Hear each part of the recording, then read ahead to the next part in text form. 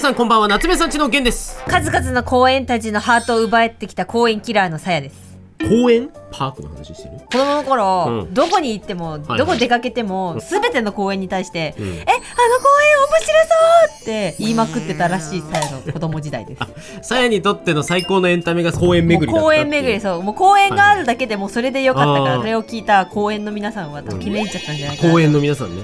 ということで今回ですね、こちらでございます。なんて書いてあるでしょうか。どうせ動画で20秒出て終わりの存在さ。メタツムリだわ、これは。まあそう言わずに。まあでもそういうことによってその20秒の中で自分の存在価値を今高めたってこと。あ、そうだよ。うわ、作詞じゃんこいつ。今回こちら。いや、なんかゲンさんにツって書いといて。言ってないだろ。ツアーって書いといてって言ってた。ツアッと言ってないでしょ。ということで、今回やっていく企画はこちら。4年間のスケッチブックツアー。おお、亀がメンチ切る。カメンチってこと？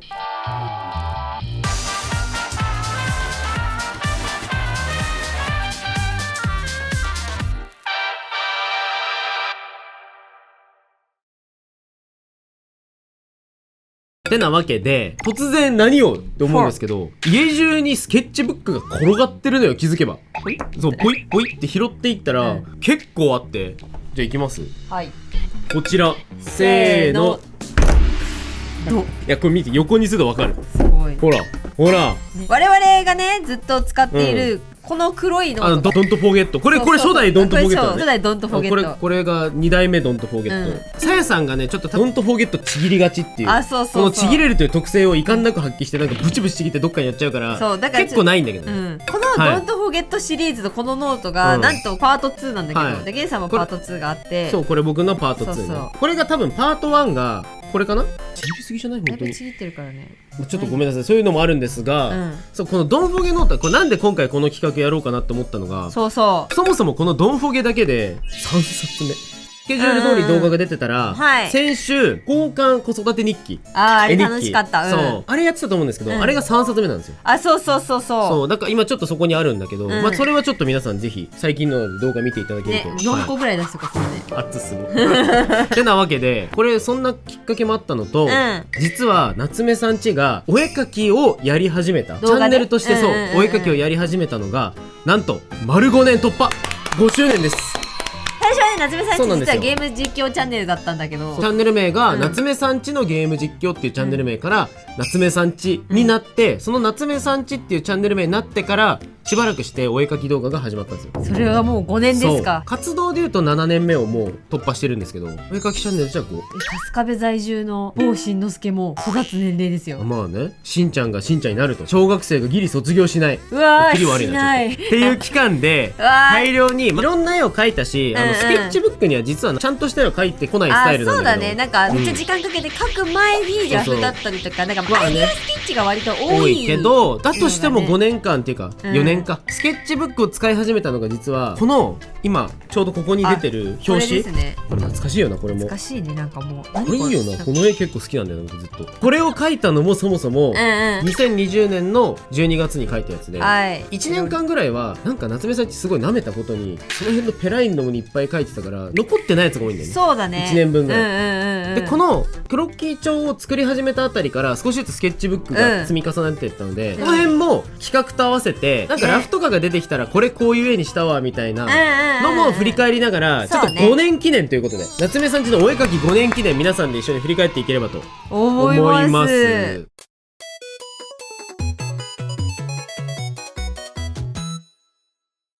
さあ、ではですね、もうどんどんと振り返っていかないと。いきましょうか。いやでもこの絵がもうそもそも懐かしいよね。いやそうね、だってもう描いた記憶とかないもん。なんかこれが2020年12月18に描いてるやつだ。これ出してる、まあ出てる動画なんで、まあだいたい12月ぐらいだね。まあそうだね、書いてるってことですね。今書けばもっといいの書ける自信は絶対にある。これでもすごい本当にそれは思う。絵の動画を出していくってなった時に、もうどうしていいんだっていう感じになっちゃって、でなんかその混乱の果てに出来上がったのがこれだった気がするんだよな。そう、サヤジオとこれを合わせるっていうね、1年間ぐらいかけてサヤジオというものが出来上がった期間だったんだよ多分ね。これがちょうどね、そう、サヤジオができてちょうど1年ぐらいの絵じゃないこれ。見返してもキモいもんな。自分で見返してちょっとキモいもん。じゃあ一回開けてみましょう。まあこんなんあって、これがボールペン耐久ですね。そう、ボールペン耐久が21年の1月だから、その後だね。懐かしい。懐かしい。こいつはもうこいつサムネで結構活躍したんじゃない？活躍したよ。こいつは610万再生を取ったサムネですからね。この顔はありがとうね、でもなんか4年前から書いてるものが変わらんな。いやそれはねそうでもやっぱりこの時期僕結構ね空で描くには人体めっちゃごまかしてるよ。結構ねあったその感覚は。書いてるものが変わらんて、変わらんねね塗ってるほらね。セーラー服描いてるよやっぱりちゃんと。一応これセーラー服。あ、それセーラー服か。セーラー服の子がなんかに寄りかかってるみたいな。夏いね。あと東京タワーのとこにおらんかったでも本当になんか同じようなのは書いてるんだよね。あ、かっこいい。でもやっぱ構図がかっこいいね、ゲイさんの。懐かしいね。あ、もうこれあれなんだけど。あ、鉛筆か。鉛筆の耐久が投稿されたのが21年6月。結構飛んだな。まあちょっと別のが挟まってるかもしれないですけど、どうやったっけ？鉛筆の時のサムネが。鉛筆のサムネは限界裁断がサムネになってるけど、一応こいつがいると思う。いたね。これちょっとなんかさ、カラーでリメイクしたいな。おーいいね。で今回そういうの見返してってさ、そういうのもなんか探したいよ。確かに。まあここはなんかもうアイディアスケッチ、これ配信とかしながらだったからさ。そう、さらさら本当に手癖で描いてるようなやつらだったから珍しい。あ、メンズじゃん。そう、ゲンさんのねメンズをね方面から攻め立ててほしいみんな。あ、これはこれだいぶ原型じゃない？色も変わった。鉛筆を消費するために黒にグリグリグリグリってやってるけど、この後多分線画にこうなって、それが水彩画でこうなると。これでも結構数年温めたんだね、この子たちは。ちょっと全然違うな、こう見ると。全然違うね。はいはい。うなぎ出てきたけど、特殊な生き物を描こうとして白龍になれなかったうなぎみたいな。これなんかさ、セリフかなんか指定して描くみたいなやつなかった？そうだっけ？これメンズやん。イフリートみたいなの描いてるね。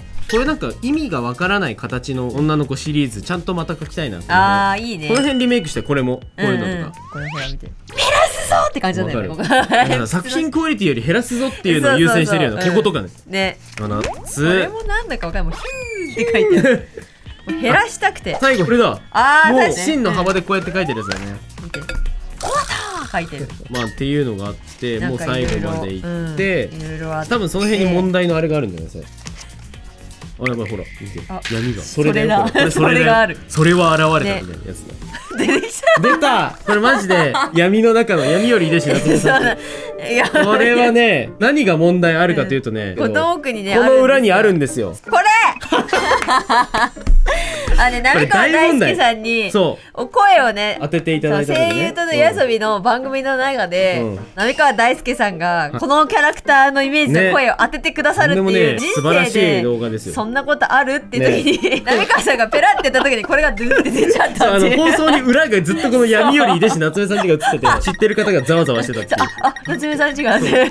僕もこれね、カイトさんにね、カイトさんに当てていただいた。懐かしいわこれ。懐かしいね。あれもすごい奇跡の出来事だったよね。嬉しい。あ、でこっからが多分シャーペンだ。あ、そっか、シャーペン耐久なんてもありましたね。シャーペン耐久が、そう、私この子覚えてる。一発目に書いて。僕なんかこれ虎書いたんだよ。最初虎年だから虎にしようみたいなね。2022って書いてありますよ。2022。これなんだっけ？あ、初太×格闘家って書いてあるからこれ属性指定みたいな。そうだそうだ、なんかやってたよね。なんか企画やってたわ。ほら、少女と謎生命体ニョロニョロした。お互いの性癖を書くみたいなやつだったもんね。そうだそうだそうだ。そんな企画だった気がするわ。思い出。あ、ほらメカ女子ぐるぐるおめめとか書いてある。あ、ケモミミちゃん×ボロボロとか。わあ、思い出。よく書いてる人じゃん。よく書いてる人がいっぱい出てくる。ね。あ、好き。これあれだよ、適当な形から描こうみたいなやつじゃなかった？適当な形を描かれてるとこから埋めていくみたいな。確かに。お腹すいた。あ、これあれだ、リメイクってことじゃないんだけど、ガラスペンのインクで描くやつで多分これ。そうで、画集に載せようか載せないか迷った結果電子版にしか載ってないやつ。ああ、そうだね。そうやつ。そうでもね、顔はこっちの方が好きなんだよね。グレーの感じね。だからさ、適当に鉛筆で描いてた時のがいい顔してるっていうやつ。こっちのリメイク版よりぶっちゃけ顔で言うとこっちの方が好き。デジタルリメイクしたいかも、これ。どっちかで言うと。確かに私もなんかこの辺全部リメイクしたいんですよ。全部？そういう耐久やる？やめて。そういう耐久やる？やめて。過去1番になっちゃう。これを水彩で描いていきましょう。20時間。確かに1枚20時間とか。どんな耐久やねん。夏目さんち1年間をかけた耐久配信が始まるから。やばい。人生かけちゃってるもん。懐かしい。懐かしい。やっぱりさ黒が多いね。ねベタベタにするの。もう確実に減らそうっていう。あ、見て懐かしい。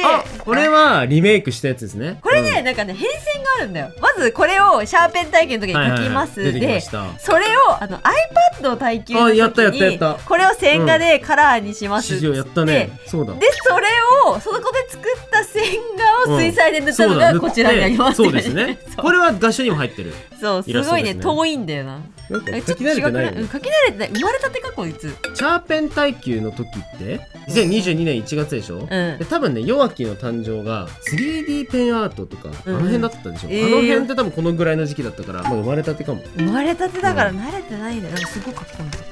何書いたっけ？見覚えのない絵があるんだけど。いやでも分かる。私もなんかあんまり覚えてない。そうだね。鞘まみれ。鞘まみれもう疲れちゃってる。かわいいその絵。これもね、実は半リメイク済みなんですよ。あ、そうだっけ？ちなみに出てないですね。半リメイクしたけど。今すごいさ、あれ？あったっけ？いやでも鞘があったっけっていうのはちょっと違いですね。これは画集の電子版のみに半リメイクのが掲載されてます。覚えた。覚えた今。懐かしいですね。見たい方はぜひ電子版のここにいただければ。夏いな。でこれでこのスケッチブック実は多分ね僕ここで終わってんだよね。いやそう私もこのね3まみれで終わってる。なんでかというとここでシャーペンを使いたいっていう浅はかな発想が生まれるんだけど、そうだそう。画用紙の目が粗い方がシャーペンの芯が削れるのではっていうなんかもう話が出てきて、闇落ちしちゃったんだよね。夏目さんちょっと闇落ちしちゃってこうなったんですよ。闇落ちした夏目さんちがほらコットンウォーターカラーペーパーもったいない、これにシャーペンゴリゴリやったんかっていう。ほらこれになったんだ。そうほら懐かしいこれとかね。それゲンさんさ水彩の時塗ろうとしてやめた。そう水彩チャレンジ24時間のチャレンジの時に使おうと思ってやめた。待ってクラウドストライフ。俺も懐かしい。なんかねシャーペンで適当に書いてたからなんかさバランスとかを整えてもう一回書こうみたいなねもあるね。中にはこれね。見て。そうかわいい。いやゲンさんが夏目さんち結構好きだよ。そうだね。ラーメンキリン。なんでキリン書いたんだろう。わかんない。なんだっけテーマ。なんか絵文字対決って書いてある。こいつなんか最悪の殺人鬼みたいな設定で書いた気がする。ちょっと待って絵文字対決僕どれだ？どれだろう。これなんだこいつ。それなんかさ桃太郎のリメイクみたいなやつだった気がする。なんか鬼側描くみたいななんか言ってた気がしない？さやさんの熱動した記憶？なんかどっかで見た夢？いや僕も覚えてない。もうなんかねもうわかんない。覚えてないものが多いな。ね。これはよくわかんない。ダメだずっとよくわかんない。ずっとよくわかんない。これもあれだ。雪山でなんか拾ったみたいな話だった気がする。てかさ思ったんだけどシャーペンって何？そんな時間かかったの？なんかさ思ったより絵が多くてびっくりしてんだけどね。こんな回だっけみたいな。なんか好きそうなの出てきた。なんかずっと好きそうなの出てきてるな。もうこれセーラー服みたいな感じだったらこんなんもいたりね。あった。可愛いその子顔が。この子結構顔は可愛い。なんか懐かしい。なんかこれ覚えてるな。悲しい物語だった気がする。これ日本昔話ヴィラン化ですよ。それか。絵文字あった。僕絵文字これだ。それだ。可愛い。これ変な絵文字だ。で、いやこれあれだ見て。絵柄だ。絵柄おっちゃん。謎のおっちゃん出てきた。これが版権系だね。そうだね。違うこれポケモン擬人化じゃなかった？これハピナスの擬人化？違うな。魔法少女みたいな感じじゃなかった。ハピナスだっけ？多分擬人化だよこれ。それもどっかにいいんじゃない？擬人化ポケモン。いた EV だ。そうだそうだ EV 返したんだ。そうこれ擬人化ですね。ね。ウイウイ。これウイウイ。ウイウイ可愛い。待ってこれ絵柄。笑わなきゃ。これ絵柄封印したせいでうまく笑えない。どうやって笑わせていいのか分かんないみたいな。いつもの絵柄を封印して描こうっていう。そうっていうね。なんか謎のあれだったよね。これちょっとまたやりたいけどね。絵柄封印チャレンジ。ちょっと待って。これあれ。ヒリングさん。ヒリング王女。思い出した。ゲンさんが描いてくれたエイトくんがいるんだ。そうだね。描いたねこんなね。エイトくんがいるんだ。懐かしいね。いい気になった。ありがとう。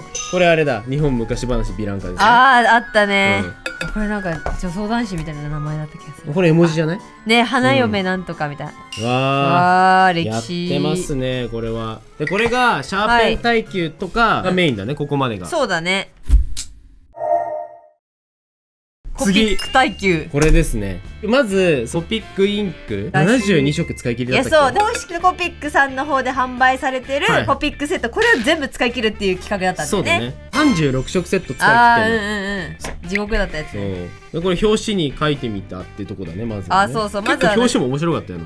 じわじわして。懐熱っ。さやさんさ、36色がどれぐらいのものかが全然測れなかったせいで、見てくださいこの1枚目の手抜き感手抜きというかなんかこうどうしていいのか分かんない感が懐かしいね。懐かしいね。僕はもうなんか最初だからカラフルにいこうと思ったけど、そんなにカラフルにはならなかったってやつですね。それを反省してもうちょっとカラフルでいこうってなったのがこれですね。これめっちゃ可愛いよね。なんか後ろの生き物もなんかよくわかんないね、よくわかんないポメドラゴンね。でなんかゲンさんの見て、あめっちゃ描かなきゃダメかもしれないってことに気づいて作ったのがこれでしたね。これね僕ねさやの描いてる絵の中でも結構好きな方のてかね、さやが描く魔法使いの帽子のここの部分の装飾ってこれなんだなっていう、このイメージなんだなっていうのをこの絵見ても。どういうこと？さやがいつも描く魔法使いの頭にはね大体こういうのがついてる。あそうだよね。そこだって何でも載せていいところだから。もうさやさんの魔法使い系のイラストって本当に何でも載せてる。何でも載ってるかもしれない。ケーキも載せるし、家も載せるし、ここはねかぼちゃも載せてる。もう魔法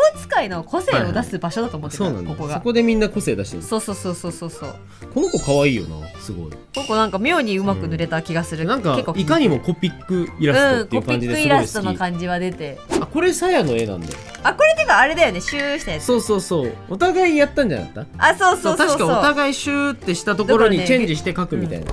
めっちゃおしゃれだよゲンさんのやつ。ほら夏、これもね懐かしいですね。これはおしゃれ。これさすごいこの地平線のこの色とか気に入ってた気がする。すごく綺麗。これコピックなんですよ全部。コピックエアブラシ使ってここで塗ってたんで、いやなんかエアブラシっていいなって思った。ここぞとばかりに今だ使って使ったね。この辺から消費にかかってますね結構。なんかちょっとさ色がなくなってきたからもうこれでやるかみたいな、多分そういう風にやってたんですよね。これ食べたいものじゃなかったかな。何本か減ってきたというかさ、縛ってたの？縛ってた気がするな。なんかこの辺とかも急に色数少なくない？よ使い切ってたんじゃない？なんかすごい綺麗な夏目さんち出てきたけど、これあれだよ、食べたいものをベベに作らせるってやつだよ。そうだ、近くにいるスタッフさんとかが、もうベベしかいなかったんだよね。当時多分そうだった気がする、ベベにサポートしてもらうみたいな感じで。美味しかった。ベベ作ってくれた。オムライスと唐揚げ作ってくれたね。作ってくれた。唐揚げとかめんどくさいのよくやってくれたねあいつ。あいつよがある。いやもう完全になくなってるわ色が。これなんかいいな。これ結構気に入ってるな。さやなんかやっぱ水の絵多くない？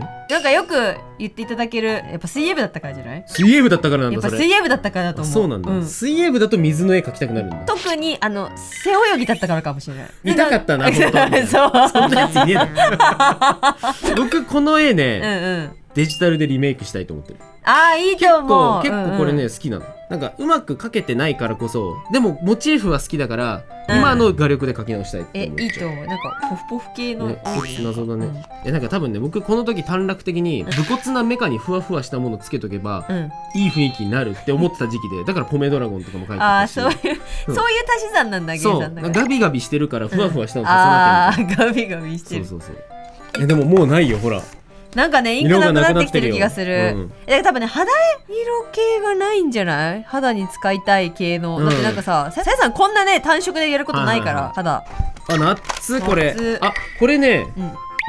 たくさんね。びっくりしちゃった。そんなことないよ。自信持って。ありがとうね。昔の絵見るとさ、でもなんか楽しそうでいいなって思う。それはそうかも。多分ね、サヤピースだと思う。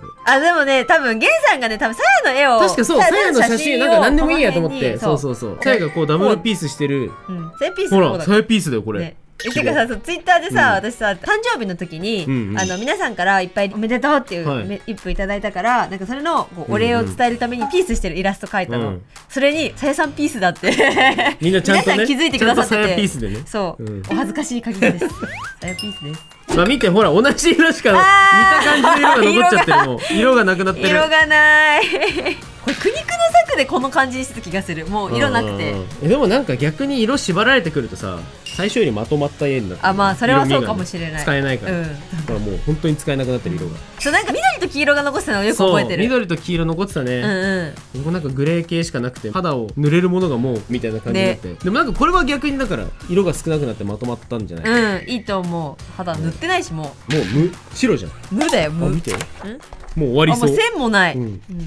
これなんか本当インクなかったやつだね。懐かしいね。こんなのが続きまして、私この子結構気に入ってる。懐かしいこの子。ほら好きなもの載せてる。また本当だ、またここシェルフだ。そうお好きなものを載せてね。ほらもうないよ色。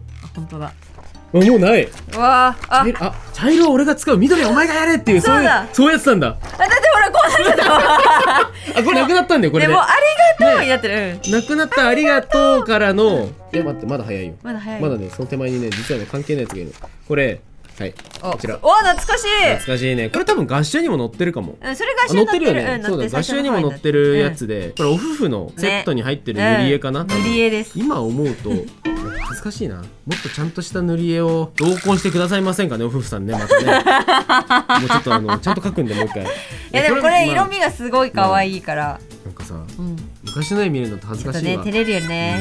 もうちょっとやれます自分今っていう気持ちになる。やらせてくださいっていう気持ちが。ただなんか楽しそうな感じはある。で、本当の最後の最後で色がない時これだね。さやさん走り切ってるから。さやさんもう走り切ってる。ゲンさんはもう黄色とかしか、黄色と青しかない時がこれだったんで。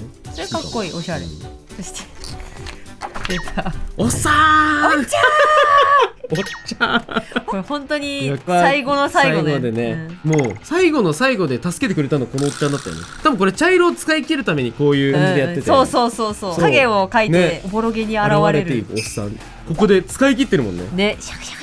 もう後ろの方、マーカーの方でやってるやつね。もうガサガサやっててどうしようもないぐらいやってるんだけど。やったね、こんなの。でもね、最近コピックペーパーのスケッチブックまた買ったので、なんかで使えたらなと思ってます。コピック一番楽しい。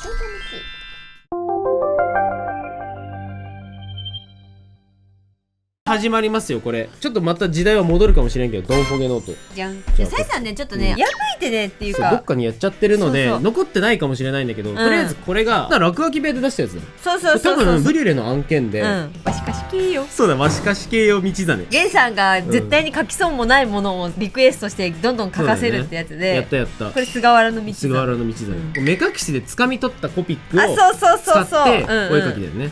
こっちゲンさんの絵も描いてある。これあれだ、目だけさやが描いてみたいなやつだ。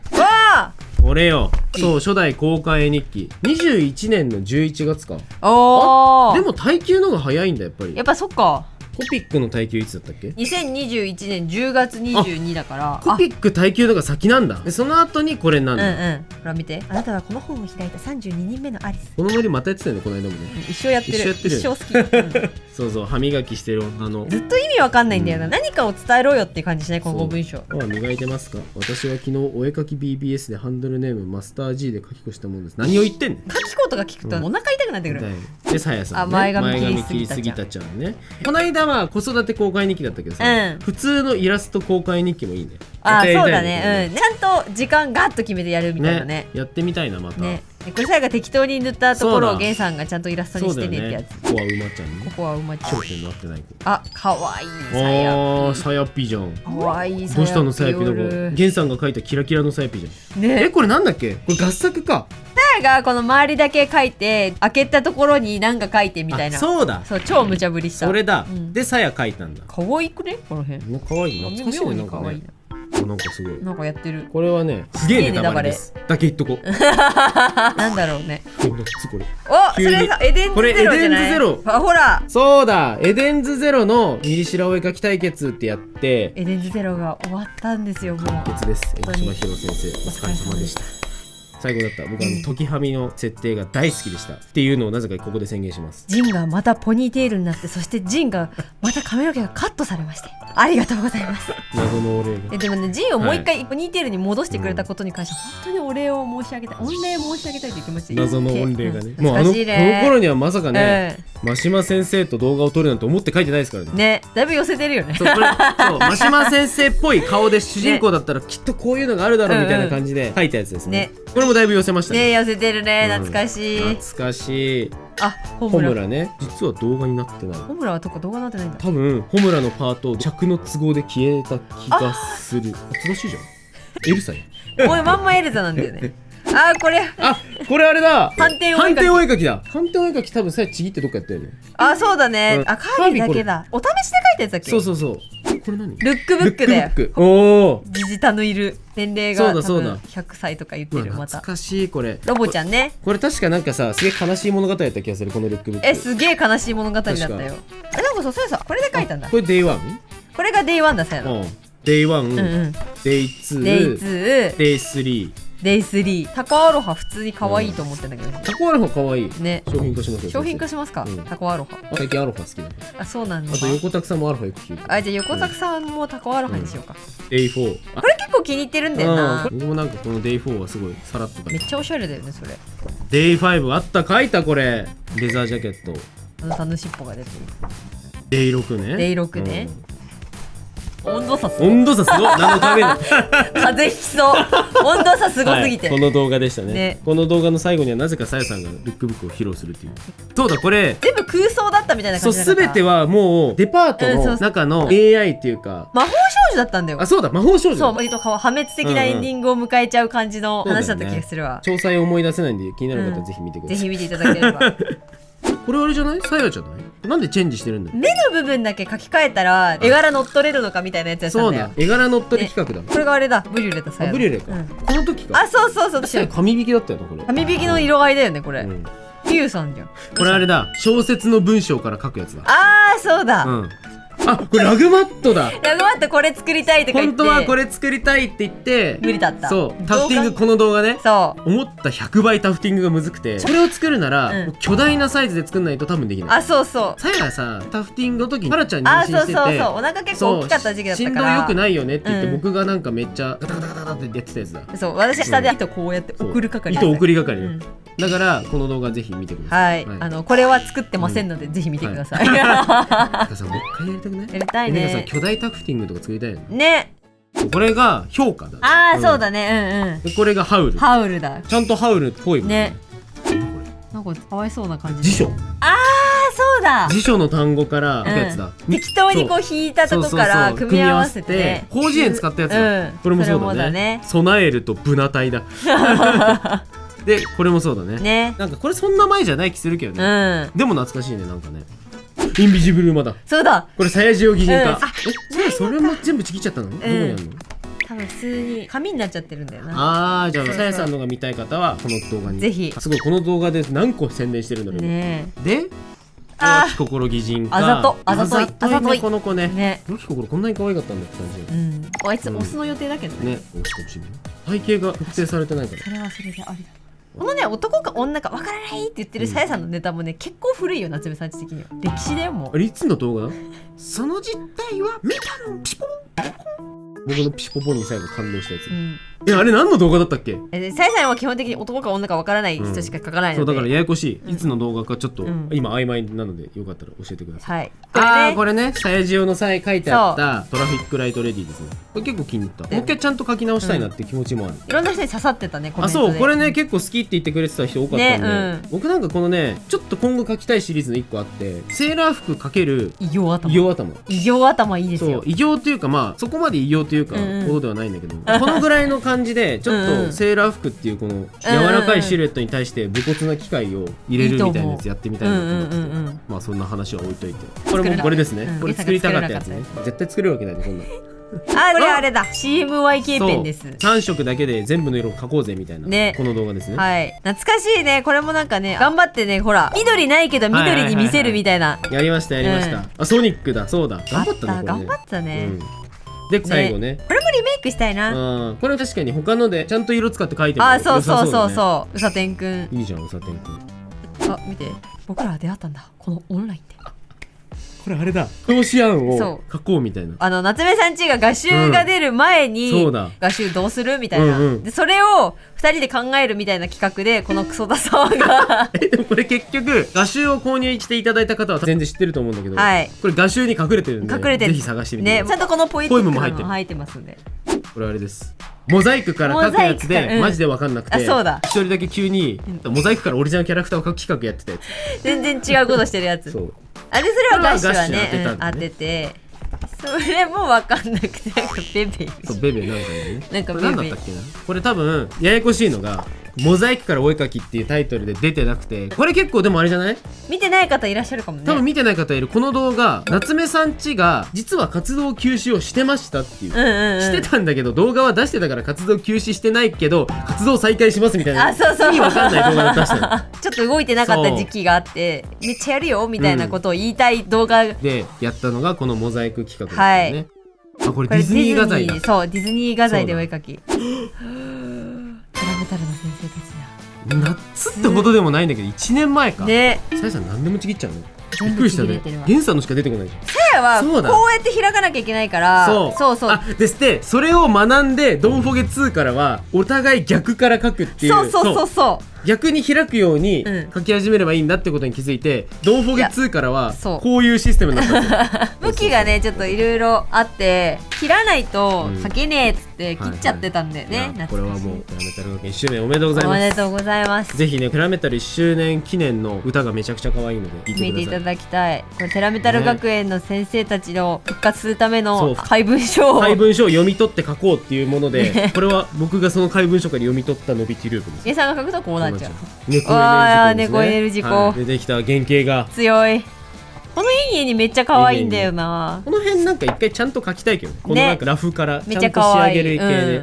あ、クソダサ。クロクソダサじゃないよ。これちゃんと考えてるやつだ。そう、ダンスみたいに手をつなぐ。僕のメカ少女とさやの少年が手をつなぐと。おお！斉藤直樹先生の絵が。斉藤直樹先生が左手で描くやつ。そんな貴重なのがこんなとこにあっていいんですか？すごいところに出てきた。斉藤直樹先生が左手で描いたケイちゃんです。ケイちゃんが現れた。めっちゃ貴重ですよこれ。斉藤直樹先生に何させてんねん。本当だよ。俺らじゃねえ、コメントだよ。確かに。視聴者の皆さんですよ。確かに。ああ、こうしたらどうみたいな。で結局これからこれらが生まれたと。ラシュが生まれたわけですよ。ホニータです。ホニータです。図鑑の文章から書こうで。ああね、そう。なんか全然違うポケモン作ってるね。新しいポケモンがどんどん生まれましたね。これはちょっと寄せた。あ、美味しいね。お尻を。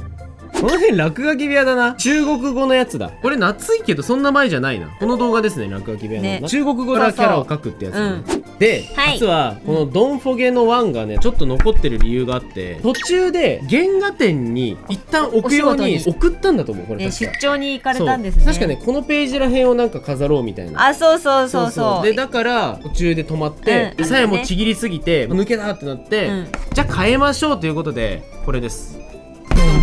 ドントフォゲットというさタイトルがさ受け継がれたのかが謎。もうしょうがない。それが一番謎。この辺からちゃんとほらこうやっていけるんですよ。もうそうなんです。干渉しなくなって素晴らしい。これが落書き部屋のこの動画ですね。カード1枚ずつ引いてってみて、属性てんこ盛りでみたいな。これは公開スターレールの崩壊スターレールミリシラだ。ジンとほらカフカとルカだ。そうだ、懐かしいポスターの案件でやらせていただいた時だね。でこれがポストレディと野生の甘味感だから。甘味感たちだ。ゼリーペイント。ゼリーカップペイント。このメインチャンネルのこれですね。はい。これはちょっと落書き部屋で、この辺全部落書き部屋で、あ、暑い。これすごくない？もうアニメとしても放映されましたね。これされた。めっちゃ可愛かった。可愛かった。声優と夜遊びのソビー。そう、ソビーをアニメ化するプロジェクトの時にデザインをね、さやさんが担当したということで、基本さやが担当してるので僕は賑やかしで描いてるだけです。これはこの絵めっちゃ可愛いよね。懐かしいね、これね。これはね割とまんま抜いてー。本当にそれしか喋んなかったね。抜いたらちゃんと喋ってたよ。抜かれるとちゃんと喋れるっていうあ、でこれアクリル板に 3D アートみたいな、これですね。アクリル板をこう重ねて、こうやって重ねて立体感出そうみたいな、これだね。でさやはこのラフからのこんな感じ。懐かしいね。懐かしい。ゲンさん全然違うのできてる。いやそうなんだよね。そしてこれもだからね全部あるとね、これは落書き部屋系のやつで、でも落書き部屋でも結構いろいろ書いてるんですね。ぜひ落書き部屋のチャンネル登録お願いします。あ、これ時間ぴったりのやつだ。あ、そうだ、時間ぴったりで誤差を測るやつ。さやマジですごかったやつだ。奇跡がすごかったよ。そう。ドンピシャだったの。これ59秒で。1分を59秒でしょ。48秒やったの。10分は9分20秒。10分14秒。これ30分だけど思いつかなくてそもそも。さやさんこれなんだっけ？これマジびっくりしたわ。30分で誤差10秒、10秒ぐらいだったやつだよね。これちょっと怖かったよね。タイムカプセル。これねタイムカプセルなんだけど、これタイムカプセルのイラストをなんか何を血迷ったかもう一回なんかラフ描こうとした、ね、もう一回ラフ描こうとしたけど、これ多分動画に出てないやつ、これなんだっけ？これさ色鉛筆じゃない？あ、そうだ、色鉛筆だ。そう、色鉛筆なんか3回戦ぐらいやってアイディアスケッチしておこうみたいな感じで言って、でいろいろ書いてこんな感じになって全然違うの書いた出来上がったのがこちらですマジ夏目さんち本当にアイディアスケッチやから、ね、でもほら魔法使いは書いてる、魔法使いと水は書いてるから許してあげたい。でも僕はこの子をちょっとアングルを正面から描こうみたいなぐらいの気持ちでやったやつだね。これあれだったピーちゃんコラボですね。ピーちゃんコラボ初コラボだよねこれ多分。そうだね。そうだよねピーちゃん描いてる。そうそう。これピーちゃんの方で描いてるやつだね。ひどい絵だね。さやさん出てきたよ見て。途中までさやさんが描いてたさやさんだよ。これサイコロで頭身だ。これ伝説の一頭身。サイコロでお絵描きのやつですね。これ50メートル走3秒で走ってくるから。怖すぎ。あ、これさ、なんだっけ。これね、ほとんどの人が見たことないやつで。そうだね。これはね、イオンのお仕事で。はい、モーリーファンタジーさんの方で。そうなんです。実は上がっている動画のやつで、こちらの動画なんですけど、この動画でララ夢企画ってやつで、さきちゃんの夏目さんちと絵を描きたいっていうその夢が採用されて、夏目さんちと一緒にお絵描きしたというやつですね。さきちゃんが考えたキャラクターを僕たちがミリシラで描くっていう企画でした。これはティーム危険と言われてるティーム実際どうなんみたいなやつで、恐る恐るなんかいろいろ買って服が届いたやつです。画材が欲しかったのに服が届いたっていう謎展開が起きた。そして後日すぐ服が届いたことをティームからめちゃくちゃ謝罪をいただくっていう謎の流れもありましたね。これあれです。おばあちゃん家にあった絵画、おそらく親戚が描いたであろうっていう絵画をリメイクじゃないけど勝手にコラボみたいなやつでやるやつですね。これあれでポケコロツインの、そうだね。そうポケコロツインの案件で双子を描こうっていうやつで双子を描いたのね。そう双子なんですよ。信じられないと思いますけど、光の世界の弟と闇の世界の妹、お姉ちゃんだよ。お姉ちゃんだ。そうね。はいはい。これはピュアニスタでゲームチャンネルでやってるお絵描き企画。これこの際だから言っておくんだけど、メインチャンネルだけ見てる人多分ね気づいてないと思うんですけど、ゲームチャンネルでめっちゃ絵描いてます。実は意味わかんないけどね。定期的にゲームチャンネルでもお絵描き動画があって、これはピュアニスタっていうね、お着替えさせてあげてお写真とか撮れるアバターを作ったりねするアプリで作ったやつを絵にしたやつです。懐かしい。ポテト持っちゃったからポテト持たして。これなんだ。そうだ、これ恋と真空っていうゲームのミリシラお絵描き対決をゲームチャンネルでやった時のやつ。めちゃくちゃ大津資料にいいという話を聞いて。確かに最近ね。これ東京タワー。ちょっと待って、こいつやる気満々やぞ。こんなやる気満々だったっけ。東京タワー丸ごと行こうとしてるじゃんこいつ。あかん。これがこうなったんだ。懐かしい。最近だけどね、比較的最近なのにめっちゃ懐かしいのは何なんだろう。怒涛すぎていろんなことがさすごい過去に感じる。どうしたゲンさんがなんかこれでこういうことでこういうことにしたいみたいなこと言ってんのに全部同じペンで書くから何にも分かんないみたいな。それや。これまたピーちゃんのピーちゃんコラボのやつですね。これもこれなんだっけ。これマータスさんだ。そうだ。待って、これだ。そうマータスさんと一緒にメイク道具で描いた時のやつね。これ実は落書き部屋ですね。これタツさんだ。ここからそう。これ僕落書き部屋で。これタツさんのやつね。鈴木達久さんとのコラボ。なんでここ1ページ空いてるんだ。だよね、ぐちゃぐちゃなの。こうだ。すごいね。なんだこの順番。でこうで、そう書いた。夏。怒涛だって本当に。幸せだったこの撮影。これもあれね。これはそう落書き部屋でフィンガーペイントしたやつですね。これも案件ですね。そうグランブルファンタジーミリシラやったやつね。これはひどい。これデュプリクやったやつ。デュプリクなんか思い出だねなんか。ね。これ最近じゃない？これ名著だ。名著の案件ですね。名著の案件ですね。これがポスターカラーの。そうだね。割と忠実に描いてるな私。ゾウさんいなくなってるけど。ギュッてズームした。そうやめたんだよ。なんかこれ以上要素増やすと死ぬってなって減らそうって言って。割と忠実に描いてるな。色味が似てるよね。これで描きたいのもう一回。いいな。それ好きです。でこの辺が24時間チャレンジ中だから多分さやはデジタルで描いてる。落書き部屋の水彩のやつだね。これね学名から絵を描いてるやつだよね。でこれも本当に最近で全ゼロミリシラやりましたね。全ゼロのミニシラですね。でこれがこの間のレゴペンですね。レゴペンだ。この絵も結構気に入ってるんだよな。すごい。これ目おかしくなんだよこれ。でドロンジュ様おる。もうそうなってくるとすごいね。これはタツノコプロのコラボの前のね。まあ終わってないんだけどまだ。今もね電車走って頑張ってるんだよ。そう電車はもう1年間走るし、いろいろまたグッズもね。多分もうこれの出てる時は受注期間が終わってるけど、実は多分まだ購入できます。オンラインが常設になりましたっていう連絡を多分この動画だったらしていいはず。ありがとうございます。ありがとうございます。ご好評いただいたおかげで、こちらのねページで購入いただけるという、どんどんいろんな情報出てくるから、この動画どうなっちゃってんだろうね。ツイッターをね見てたらね、電車を見てタツノコプロの絵だっつって、これ描いたの誰だろう、夏目さんちって言うんだっていう、こうやって発見していただけるぐらいがちょっとあって、すごく嬉しかった。本当にそんな風に思っていただけて、なんかずっとビクビクしながら描いてた。いや本当ね、皆さんの思い出を怪我してないだろうかというね。ナッツーマンとか言ってるし。これはあれですよ、タイムカプセルのイラストでラフを描いてたけど正気に戻ったやつ。正気に戻った。この動画ね、もうつい最近の動画なんで、ぜひ完成品はこちらの動画から見てください。はい、すごく頑張ってるんで、この辺からはちょっとモザイクです。これこの動画です。見てください。これこの動画です。見てください。これもうついこの間の動画です。見てください。モザイク意味ないです。これ何を書いてるのか一発分かっちゃう。モザイク貫通とかやってたら、はいなんとドンフォゲ2も終わっちゃったよということですね。なんかいっぱい書いたね。ね。でも実はまだちょこっとあるんですよね。水彩用紙にね、水彩用紙に書いたりとかしてた。そういうのだね。あ、それさやがね、練習したんだ。この辺さやがね、練習で書いてるやつ。これあれじゃん、この動画の絵の練習だ。これ初めて出たんじゃない？あ、そうだね。どうやって塗り進めようかなっつって、カラーラフか。カラーラフっていうか多分本当に練習、どう水彩重ねたらいいのかなっていうのでやってたやつがこれですね。ね、懐かしいですね。そうだから全部の動画を振り返れてるわけじゃないんだよね。そうやっぱないやつとかもあるんで、僕なんか途中から全部さ iPad になってデジタル多くなっちゃったから、あれだよ、真島先生からいただいたルイ・ヴィトン。そう、ルイ・ヴィトンの色テストだ。色テストをなぜかさやさんでやってしまった。そうだで、これがルイ・ヴィトンの絵の具で描いたやつ、これが黒って300色あんねんのやつだね。でこれさやさんが描いた黒って300色あんねんですね。いやー、これはコンビニにあるものだけで描くってやつね。ちょっとキラキラしてるこれ。これメイク道具だよね。そうメイク道具で描いてるのもあるから、あとお紅茶とかコーヒーとか。伯爵です。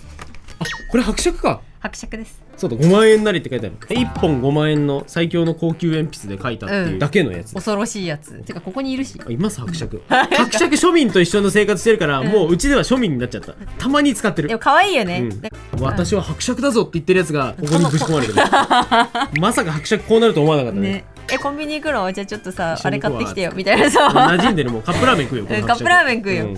これはランダムで引いたお茶で100種類のお茶で描くみたいなやつですね。これすごいチョコレートのね、いい匂いがするお茶だったんだよな。でこれ水彩チャレンジですね。水彩チャレンジ下が回らん。これがね24時間、さやはデジタルチャレンジ、僕が水彩の具チャレンジ。しかも一番最初に描いたやつ。これも最近の動画なんで、ぜひね皆さん見てくださいね。見ていただけたら嬉しい。この辺からも全部泡ガニですだね。意味がわかんない。これも水彩チャレンジの時に描いたやつですね。ぜひ夏目さんの最新の動画見ていただければ。この辺も最新の動画になりつつあるので、ぜひね見ていただければと思います。ということです。だいぶ振り返ったんじゃないですかね。懐かしいわ。じっくり見たいなって思ってくださった方はぜひ、なるべく概要欄に記載してたりなど、あとはサムネ出してたりとかするので、見ていただければと思うんですけど、アイディアいっぱい詰まってるな。そうなんかさ、昔の配給で大量に書いたものって少しずつリメイクしてったりしても楽しいなっていう、過去のアイディアを気軽に書いていきたいね、いけたらいいなと思いまする。というわけで丸5年経ちましたが、ずっと見続けてくださっている方は本当にありがとうございます。で最近から見てくれてるよって方もこれからもよろしくお願いします。よろしくお願いします。これで久々に夏目さんち見たよって方もぜひねまたなんか気が向いた時にでも見てやってください。徐々に増えてますので、夏目さんちのお絵描きとしての YouTube での歴は6年目で、夏目さんちとしてはもう7年を過ぎてるところ。そしてなんとさやさんとげんさんがお付き合いを始めて今年で10年になりました。10年です。まとめたわ。高山どうぞよろしくお願いします。なんだこの締め方は。